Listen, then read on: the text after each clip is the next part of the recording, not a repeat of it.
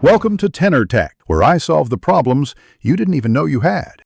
You start by making sure the case and earbuds have juice. Charge them for at least 30 minutes if new.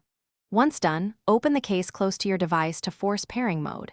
You should see a device named Tozo or similar. Make sure Bluetooth is enabled on your phone and scan. Select the Tozo entry. If prompted, accept pairing requests. This initial step gets the connection established so you can move into customization and stable use.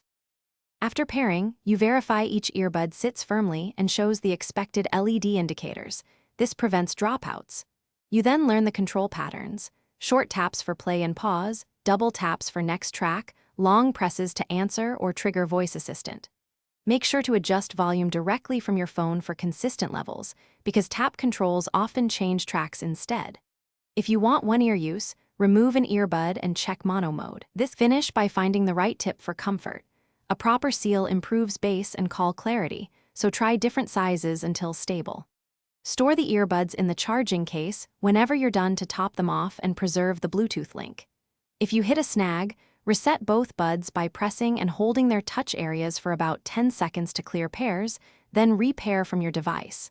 If audio drops persist, move closer to the source and remove interference from other Bluetooth devices. Thanks for watching. Subscribe to keep your life in tune.